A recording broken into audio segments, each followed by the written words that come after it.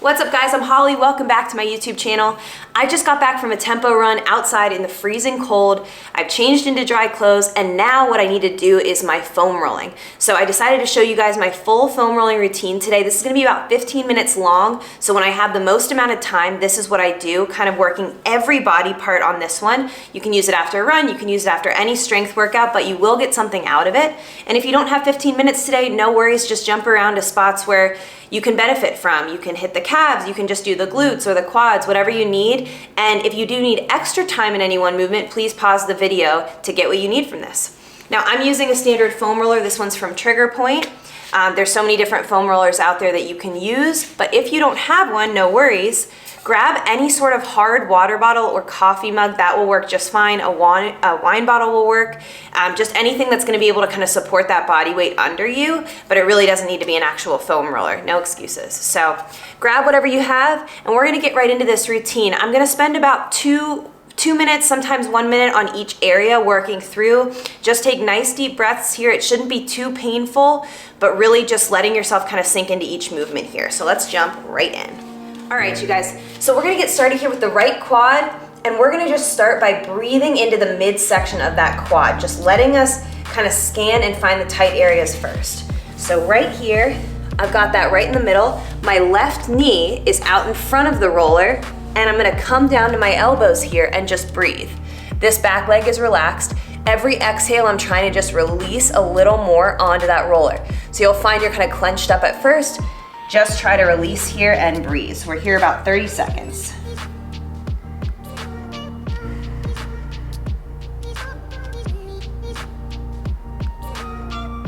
Good, it's really natural to want to fight this in the beginning because it's really uncomfortable. You're kind of pressing into those tissues.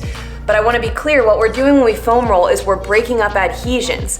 When we break up those adhesions, we're able to take care of that muscle tissue and keep it healthy so that your body functions mechanically in the way it's meant to. If we never break up these adhesions, what happens is we end up building bad habits around those tight areas. We compensate, the bad habits lead to injury or at least pain, and we're just not running or moving how we should be. So nice deep breaths here. What I want you guys to do now is kind of oscillate side to side. You can come up to the hands. Over, I'm just kind of swishing back and forth over that spot on the quad. And if I find one tight area, what I'm gonna do is I'm gonna stop there and I'm gonna bend and extend this back leg.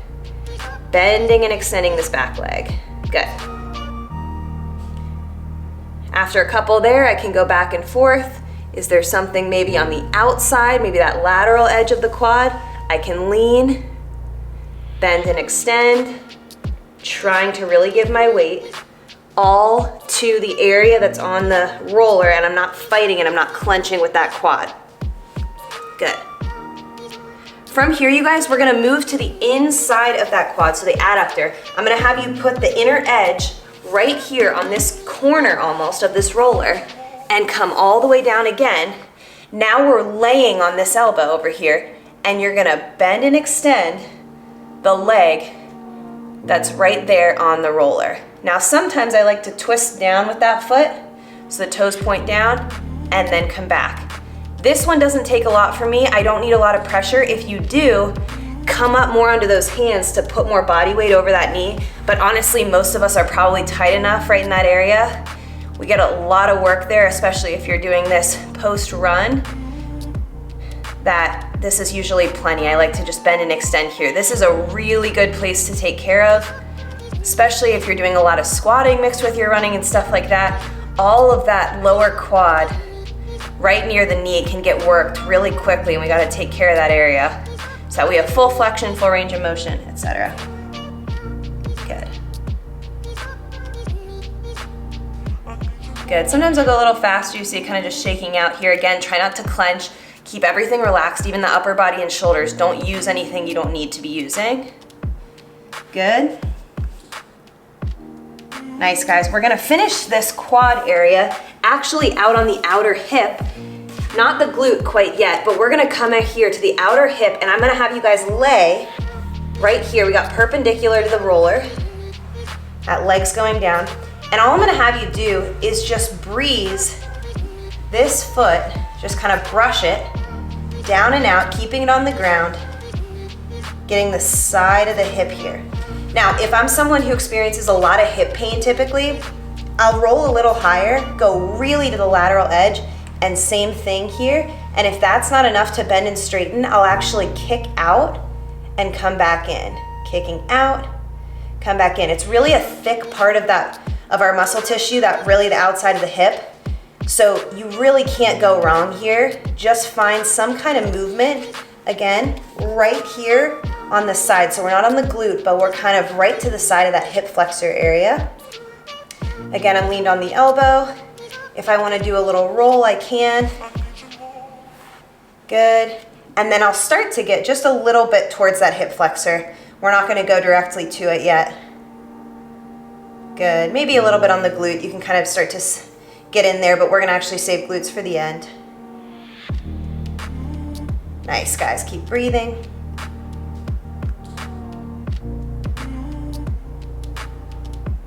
Good. And then final thing, we're going to go to the bottom of the outside of that knee, and then same thing, using some pressure from the top hand, but I'm down on the elbow and my leg's down.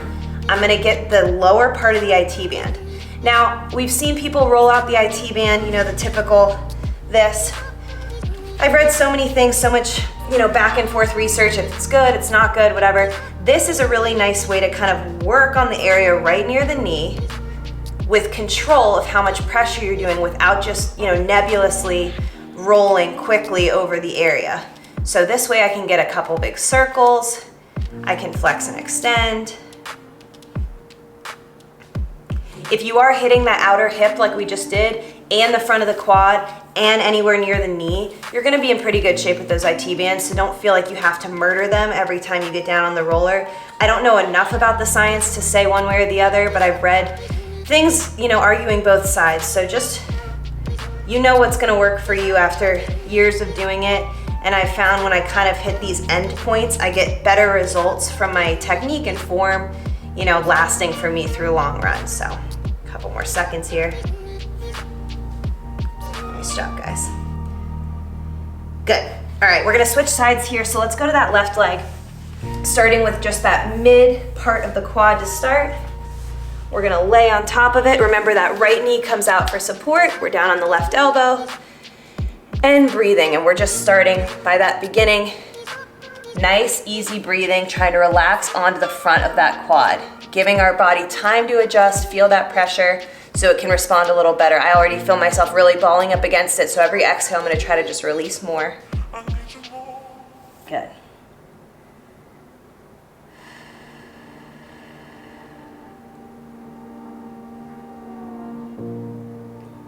Good, we're gonna go to that little oscillation, that little side to side. So I'm gonna come down here and swing my leg side to side. Good. And then when I find a tight spot, I'm gonna bend and extend right over it. The nice thing about being down on the elbows, guys, is that you have the ability to, you know, adjust that pressure. You know, up on the hands, you're gonna be putting a little bit more weight back there. Do whatever you feel like you have more control in, and that way you can kind of adjust, let your body respond. Good, I'll kind of oscillate again, kind of like wagging your tail. Maybe I find a spot out here and then I'll bend and extend that foot. Good. Again, just using that opposite knee down on the ground to take some of the load off.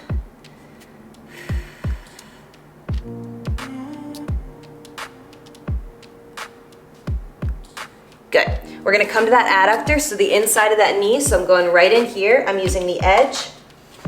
And I'm gonna come down all the way to that elbow. Put this here.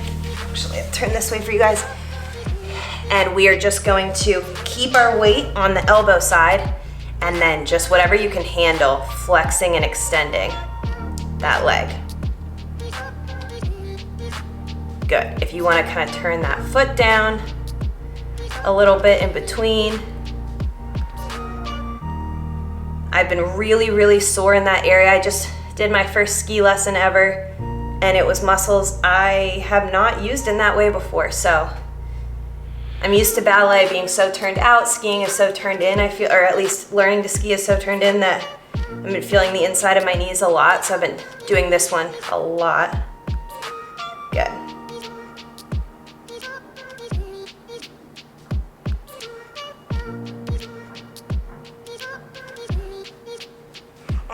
Nice, guys. Okay, so what we're gonna do is we're gonna come to the outer side of that hip now. Again, this is kind of this muscly part right on the outside here, and we're gonna just start by sitting on it, letting that bottom leg extend, and then we'll get a little bend and then brushing that foot down on the ground. So I'm just bending and releasing. Once I feel like it's starting to get used to it there, I might roll forward a little bit towards here. Usually you'll feel like a really big, I almost feel like a release in my hip flexor there. Careful it's not too intense, but if it feels okay, then I want you to kind of move this bottom knee around and extend all over that tight spot. So going towards the hip flexor a little bit, coming back, in and out. Good. And again, I don't want to get too sciencey today on you guys, but you know, when you think of your quads getting tight or your hip flexors getting really tight, when you run that way, you're leaning over because you don't have that full extension, the hips being completely open. So you keep running that way, you end up putting all this extra load in the hamstrings, the low back, because you didn't have the full extension to be moving the exact way your body is most efficient when it runs, when we do that little pulling motion underneath with the extended hips. So this is the kind of stuff that just makes sure your hips are open, you're able to use everything you're supposed to be able to use, and you're not leaned over when you run. Same thing could go for squats. Make sure you're fully extending at the top. Good, and final thing, guys, here we're gonna come down to the outside. We're gonna sit on our butt, getting the outside of this knee here, and then again, giving a little bit of pressure, and we can add our palm here to get the outside of the knee. So it's that lower part of the quad, lower part of the IT band. Using our hand for a little extra pressure. We're resting on this elbow. Try not to get too tense in that neck and shoulders. I'm trying to make this as relaxing as possible for you guys so we're not overdoing it in the upper body. Good. Nice job. God, I could just stay in each movement for so long. I'm trying to keep this to 15-ish minutes for you guys. Nice. One more here, maybe a little circle action. Other way. Good. Next up, guys, we're gonna hit the backs of the legs. So let's go really quick on the hamstring. I'm gonna use the edge of the roller. Now, if you have a smaller like coffee mug or that water bottle I showed you, even better because you can really use the small edge to get under with a little lift. And what I'm gonna do here is just prop myself up. So I'm basically seated on this, and I'm just gonna move the leg so it's kind of looking like this on the front. A little back and forth. You're not gonna get too much pressure under the hamstring. The best way to get the hamstring is actually on a ball up on a surface. So like on a bench is the best way to kind of give yourself space to get under there. But I find that little straight leg circles on the edge of the roller, you know, a little back and forth. Again, if you're doing this when you're sore, you're gonna get plenty out of it. You're gonna feel plenty there. And we don't need to feel something every time we foam roll. I wanna be clear. We're not looking for feedback every single time. Good, working down. We're gonna go under the calves. So I'm gonna have you guys use your other leg. So we go on here, middle of the calf, other leg props on top, and you're gonna just do circles with that bottom foot. Again, try to keep relaxed here. Extra weight from that leg will add pressure. We're gonna circle the other way. This is really one of the most passive foam roll exercises you can do. If I feel like I'm not finding the tight spot, I gotta take a little roll here with the bottom, maybe get closer to the Achilles. Once I feel like I've got it, we add the weight and then maybe a little flex and point. Really, that extra weight from the leg makes everything possible to find on all those knots. Some circles. You can hit right under the knee almost. Not quite the knee, but, and then a little pressure and then a little kind of weighted circle. Good. Just mixing up, finding that space.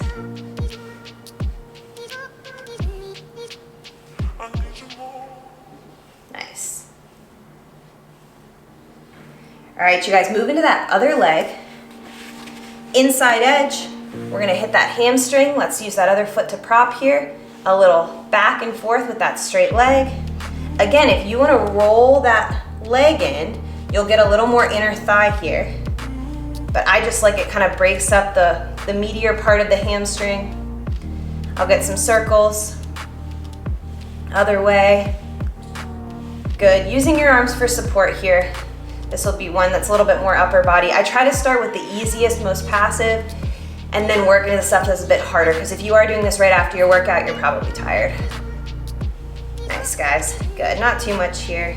Really relax and release that hamstring. Moving down to our calf. Turn this way so you can see it. So I like to start right in the middle. Other leg goes on top, relax, and then those circles, just like that. Trying to keep us on time.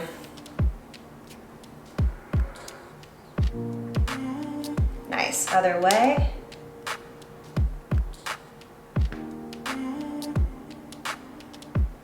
Good.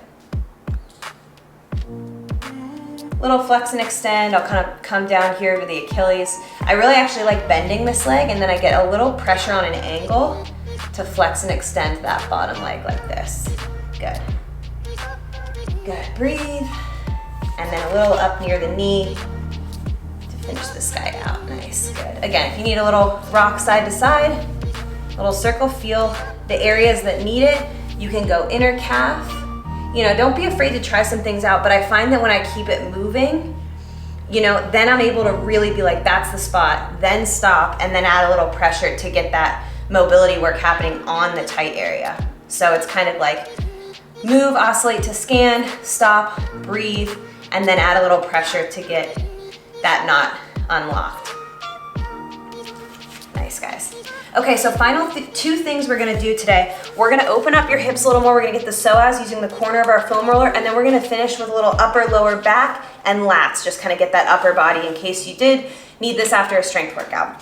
So with the corner of the roller, I'm gonna lay down on it, getting the corner right here, kind of in line with the belly button, but right above the hip bone. So kind of this V area right here.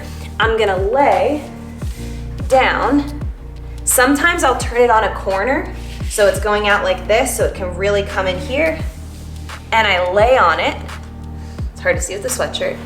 And then I'm just gonna breathe. So this thing is basically to the side of my belly button, and it's not crushing where I would be like feeling digestion, right? It's off to the side. It should kind of be hitting, if you don't know where your psoas is, it's your deep core muscles. So it should be kind of getting in to the deep hip flexor, deep core muscles here.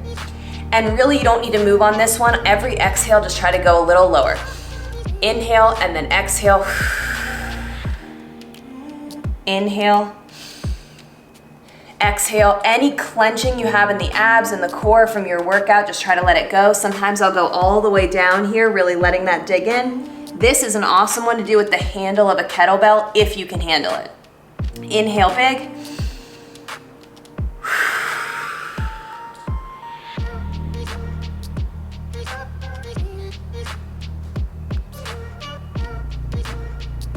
Nice, guys. We're gonna switch sides here. Other corner, we're gonna turn it on that little angle going away, so the top's going on that edge kind of out towards where your hip is, and you're gonna get that again right in here. So right in line with the belly button, but off to the side. And that other knee, I love to just kick out here for support. Big inhale and exhales.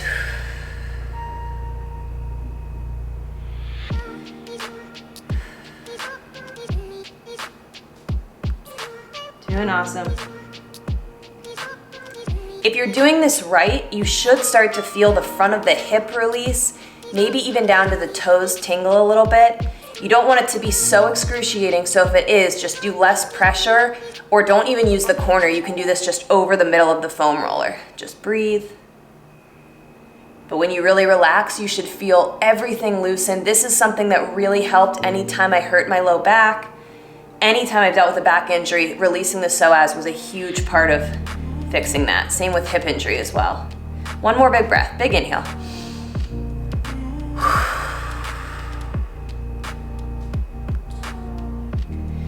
Nice, guys, we're down to our final minute. I know I've taken you a little bit over, but we're gonna just hit that back. This one's nice and easy. We're just gonna use this way across our back, and I'm gonna have you situate it basically right at the shoulder blades. We're gonna go legs just bent easy. You're gonna go big circle and around, and then you're gonna go reverse. Big circle around and forward.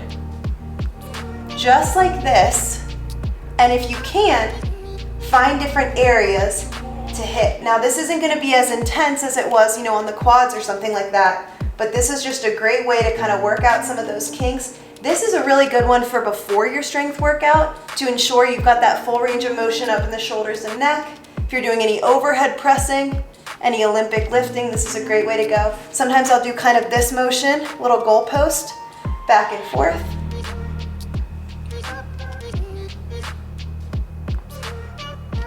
Sometimes I'll hold my head up, get a little stretch through that upper neck. And then the final thing I wanted to show you guys, if you have sore lats or triceps from anything like pull-up related, tricep dips, that kind of thing, push-ups, get this oriented the same way under the lat, so right under here. And what you can do is a little kind of snow angel motion like this, forward and back. And again, you can kind of move around and find what's tight and stay on that tight area, and you go forward and back, forward and back. You can work out to the outside of the delt, outside of that shoulder. You can do a little bend and stretch. Depending on how tight you are, it might be enough to just sit here. You can also do the same for your tricep. Roll it down so it's actually on the back of the arm, and you bend and extend. You can go side to side to find that tight area, bend and extend, just like this. Nice, guys. Good. This is a 20-minute foam rolling video. I can't keep it to 15. We're gonna switch right now to the other side, just so you get that in. I want you to have the full experience. Coming down to that lat right under here. We're gonna go forward and back.